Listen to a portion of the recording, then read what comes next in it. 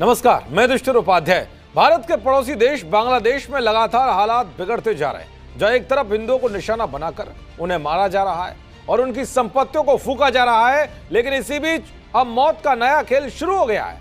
और ये खेल इतना खतरनाक है कि एक दिन बांग्लादेश को जलाकर राख कर देगा। दरअसल अब तक तो कट्टरपंथियों के भेष में छिपी आतंकियों की जमात हिंदुओं को पीट पीट कर मार रही थी, मगर अब बम धमाकों का खूनी खेल शुरू हो गया है, ठीक वैसे ही जैसे पाकिस्तान में देखने को मिलता है।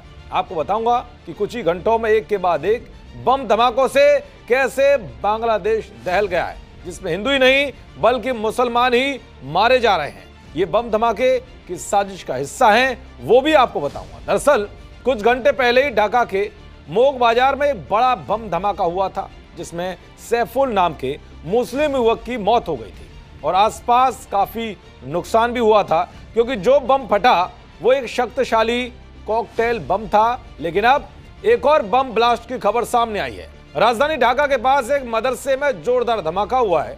धमाका इतना तेज था कि मदरसे के कई कमरों की दीवारें उड़ गई, उसके पास की इमारतों में भी दरारें आई हैं, जिसके बाद लोगों में भगदड़ मच गई है। इस धमाके में बच्चों, महिलाओं समेत कुल 4 लोग जख्मी हुए हैं। यह धमाका ढाका के बाहरी इलाके दक्षिण कैरानीगंज के हसनाबाद क्षेत्र में हुआ है। जिस इमारत में बम धमाका हुआ है वो उम्मुल कुरा इंटरनेशनल मदरसा की एक मंजिला इमारत थी। मदरसे में करीब 50 छात्र पढ़ते हैं, लेकिन राहत की बात यह रही कि धमाके के समय छात्र मौजूद नहीं थे।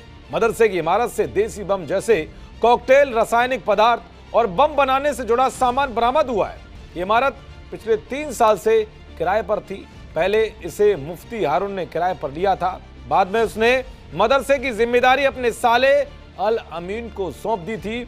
उसी समय से यही लोग मदरसे को चला रहे थे। कहा जा रहा है यहां से किसी बड़ी साजिश रचने का प्लान बनाया जा रहा था। वैसे भी बांग्लादेश के मदरसों से बम और विस्फोटक सामग्री मिलने की घटनाएं सामने आती रहती है, लेकिन अब जब बांग्लादेश हिंदू विरोधी दंगों की आग में जल रहा है, तो ऐसे में बम ब्लास्ट और बम मिलने की खबरें काफी चिंताजनक हैं, जो बताता है कि बांग्लादेश का माहौल कितना खराब हो गया है कि अब बम धमाके ही शुरू हो गए हैं। तो वहीं 2 दिन पहले जो बम धमाका हुआ था, इसके पीछे की वजह भी पूर्व प्रधानमंत्री खालिदा जिया के बेटे तारिक रहमान की बांग्लादेश में एंट्री से जोड़ा जा रहा है। कहा जा रहा है कि यूनुस और जमात इस्लामी नहीं चाहते कि तारिक रहमान पीएम बने, इसलिए लोगों के बीच दहशत फैलाने के लिए बम धमाके का खेल शुरू कर दिया गया है, जिससे कि चुनाव ना हो सके और यूनुस ही सत्ता पर काबिज रहे। लेकिन यूनुस और जमात इस्लामी को नहीं पता कि तारिक रहमान को बांग्लादेश की सत्ता दिलाने की अमेरिका की खुफिया एजेंसी CIA ने पूरी तैयारी कर ली है और उस तैयारी के बाद ही तारिक रहमान की बांग्लादेश में एंट्री कराई गई है। देखते रहिए जी न्यूज़। नमस्कार।